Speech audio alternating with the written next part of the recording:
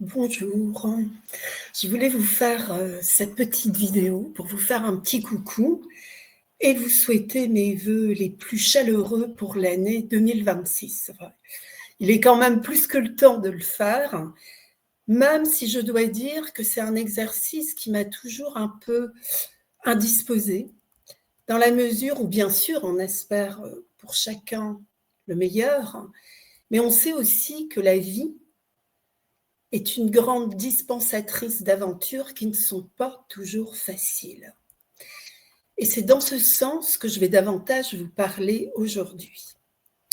Alors, il y a beaucoup de vidéos pour nous dire ce qui va se passer. Alors, je ne sais pas si vous avez remarqué, mais il arrive toujours, ou la plupart du temps, ce à quoi on ne s'attend pas. Et cela, que ça soit dans notre vie personnelle, ou ce qui se passe au niveau du collectif. Je pars donc du principe que le plus important, c'est notre état de conscience face à ce qui s'en vient et de comprendre qu'il n'y a personne qui soit né sous une mauvaise étoile. Il n'y a que des gens qui ne savent pas lire le ciel. C'est une parole bouddhiste qui est en fait très profonde et il faut vraiment beaucoup de temps pour la comprendre en profondeur. Ainsi, pour cette année, mon vœu est de vous inviter à changer votre regard sur ce qui vous arrive.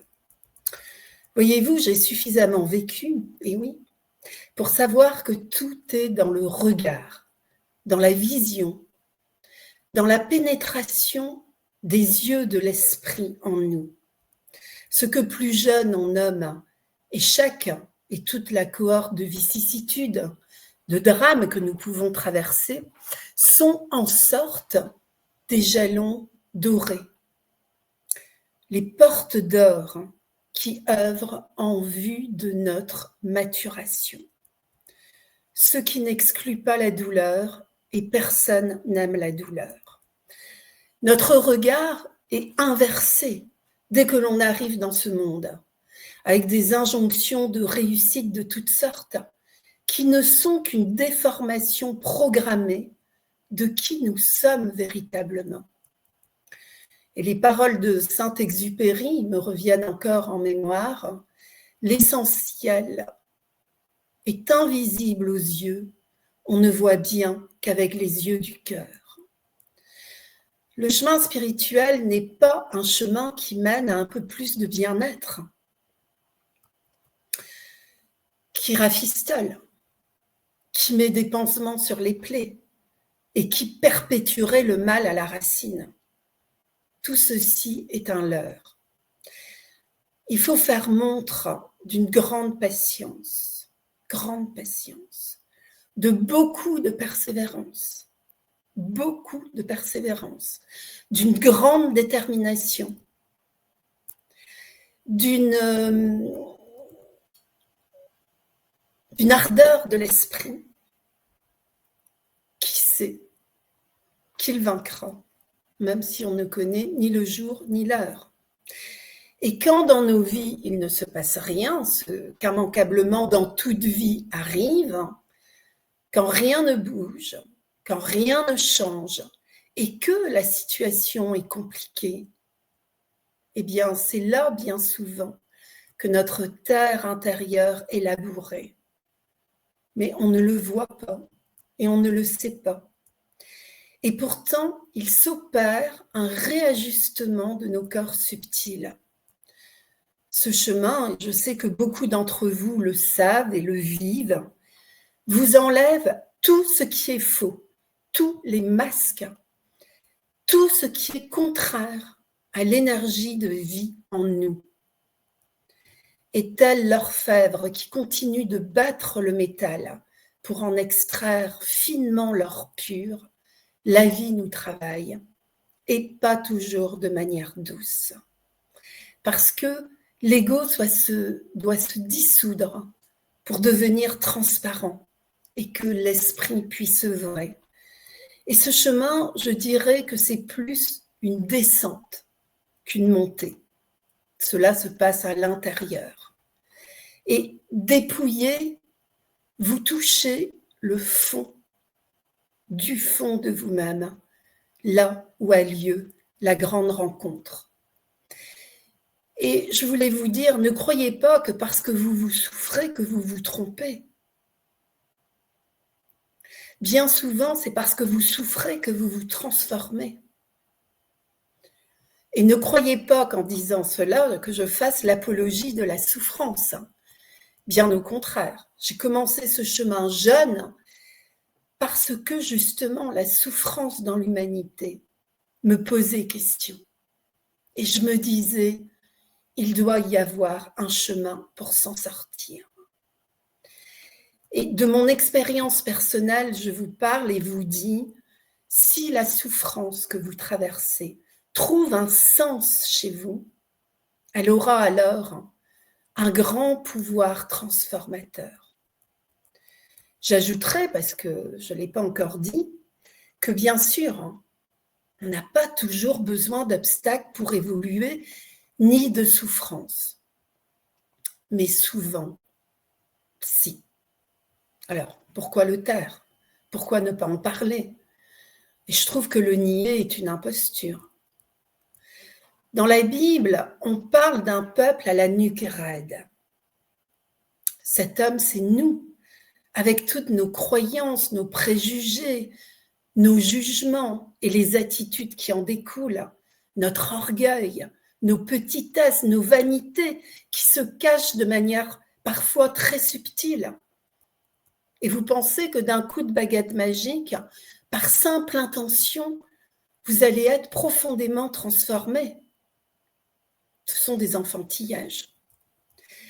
L'épreuve est à la mesure de ce que nous allons transformer en nous. Car tout est dans notre vie. Tout nous est donné dans notre vie pour vivre aujourd'hui une totale transformation. Alors vous me direz, je ne vois pas ce qui m'est donné, parce que en effet, par moment, il peut n'y avoir aucune consolation, aucun appui. Eh bien, justement, là, laissez encore une fois votre regard œuvrer en profondeur. Aucune consolation. Pourquoi? Vous pensez avoir failli, démérité. Rien de tout cela. Vous êtes juste prêt. N'avoir besoin d'aucune consolation extérieure qui, encore une fois, vous détournerait de ce pourquoi vous œuvrez dans cette vie. La rencontre avec votre esprit qui se passe à l'intérieur. Maître Eckhart, philosophe, théologien, en parle très bien. Il dit, si vous êtes soutenu, ça vous maintient éloigné de vous-même. Vous ne faites pas le grand plongeon à l'intérieur. Vous voyez, tout ce que vous vivez est une opportunité. Et comme j'aime à le répéter, opportunité aux portes de l'unité. J'aime à me dire, à cœur vaillant, rien d'impossible.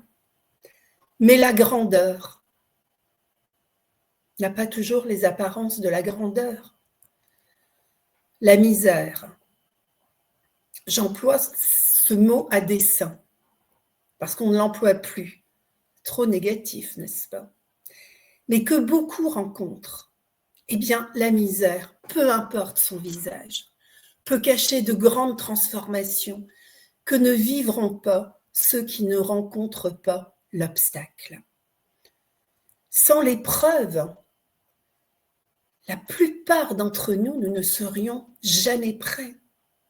Et parfois, le coup de grâce, c'est au contraire la vie qui nous rend grâce. Alors, pas tout de suite, évidemment, quand vous vivez des épreuves très difficiles, sur le moment, vous ne voyez pas tout ça. Mais c'est là où vous devez être endurant.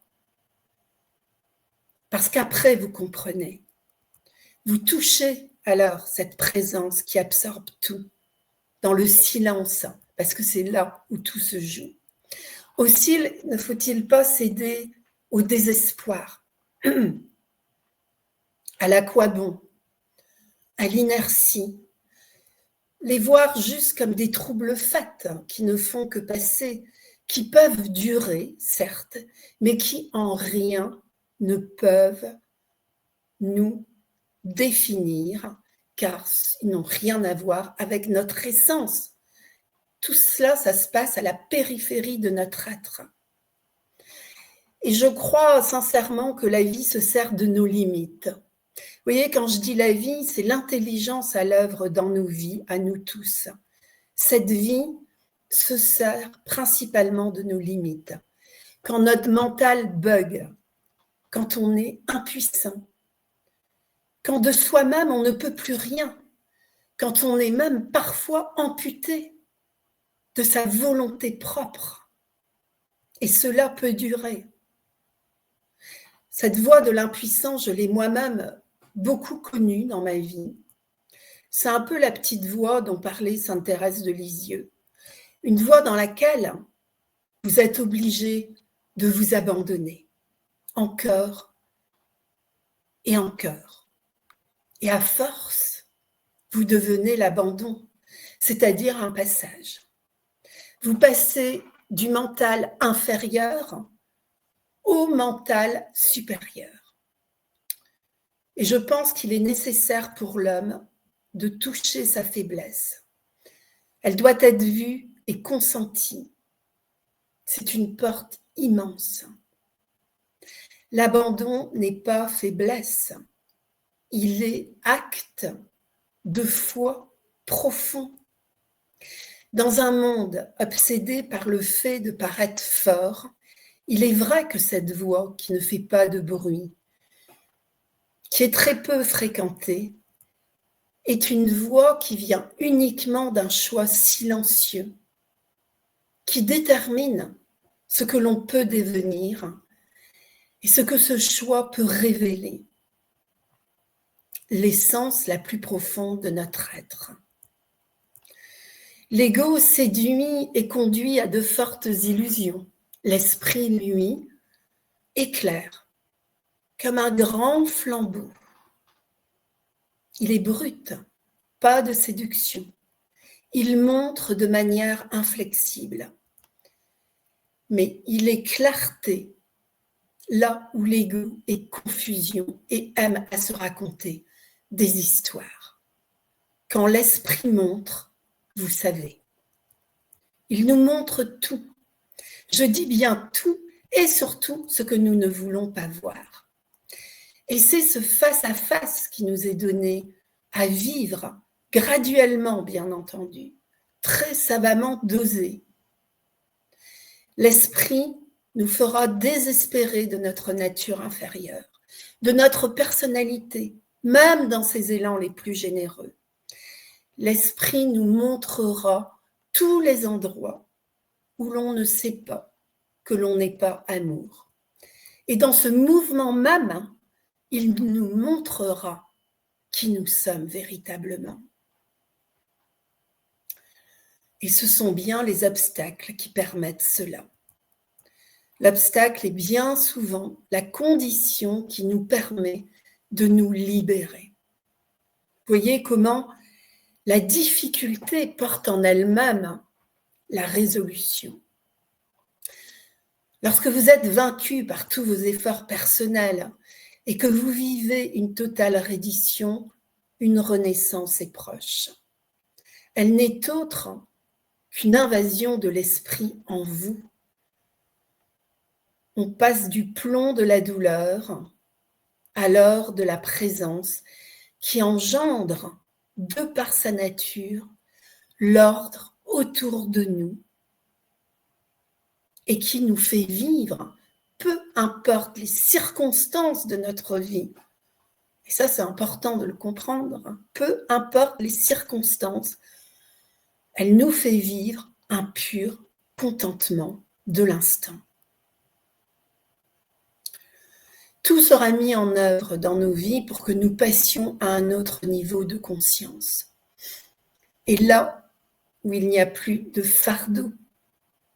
Le Christ l'a dit, « Venez à moi, mon joug est léger ». Là où l'instant en lui-même, peu importe ce qu'il donne à vivre, est la place que nous cherchions, la paix que nous désirions, l'aurore que nous espérions. Rien n'a changé, mais tout change. Le regard n'est plus le même, la pensée a abdiqué. Comprenez que dans ce monde où l'intellect est roi, il finira par être vu comme un disque rayé, inutilisable face aux défis auxquels nous devrons faire face. C'est le passage. De toute façon, vous n'avez pas à avoir toutes les réponses. Ce qui vous est destiné viendra à vous naturellement.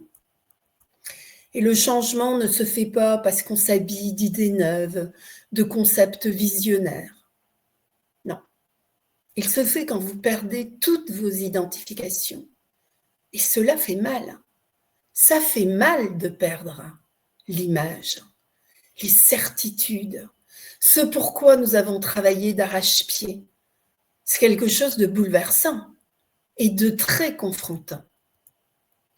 La spiritualité ne vise pas à renforcer une image de soi.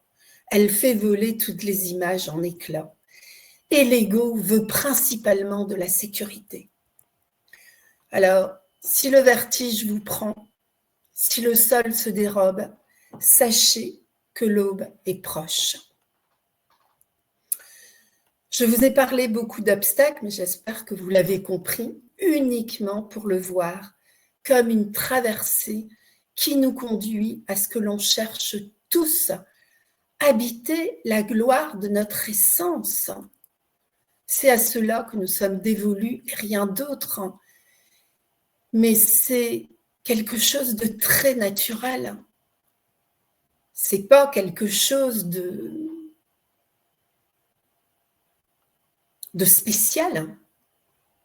C'est ce qu'il y a de plus naturel en nous.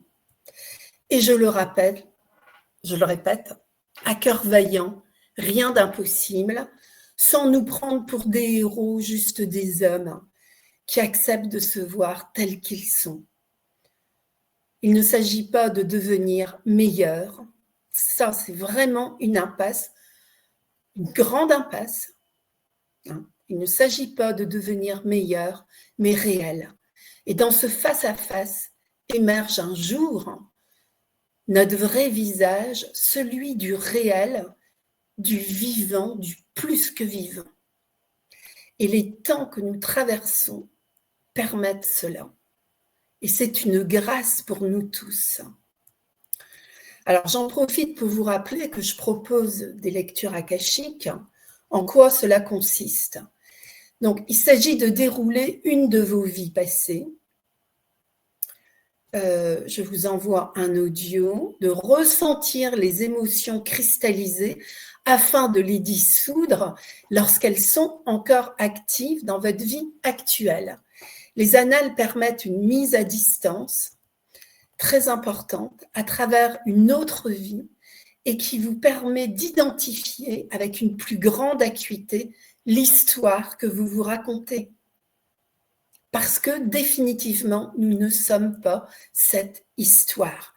Il y a donc un double mouvement, vivre l'émotion, si elle est présente, et à la fois comprendre que vous n'êtes pas l'histoire à laquelle vous vous identifiez. Et l'esprit en vous s'en charge. Et les annales permettent ce pas de côté nécessaire, et ainsi de provoquer ce regard, cette vision sur votre vie actuelle, ce retournement, où vous quittez progressivement l'identification à l'histoire pour ressentir qui vous êtes. Un être libre de toute identification, un être parfaitement libre. C'est aussi, bien entendu, une manière de faire un bilan à savoir où vous en êtes actuellement. Et je vous propose, si les annales ne vous intéressent pas, 1 heure aussi pour faire un bilan, pour répondre aux questions que vous vous posez par rapport à votre traversée. Et pour finir, justement, je vous dirais que tout cela a une fin. Ce combat qui se joue dans le cœur de l'homme depuis si longtemps, ce combat qui se joue mais dans le cœur de tous les hommes et qui peut être âpre, dur, eh bien, nous vivons une époque où tout cela peut prendre fin. Nous sommes ici actuellement sur Terre pour la fin de la lutte. Voilà ce qui nous attend. Et j'espère que vous aurez bien compris le sens de cette vidéo. Alors, si vous êtes intéressé par ce que je vous propose, les annales, le lien se trouvera sous la vidéo. Je vous remercie beaucoup pour votre écoute. Je vous remercie pour tous les gens qui postent des commentaires. Merci infiniment de votre écoute chaleureuse et je vous dis à très bientôt.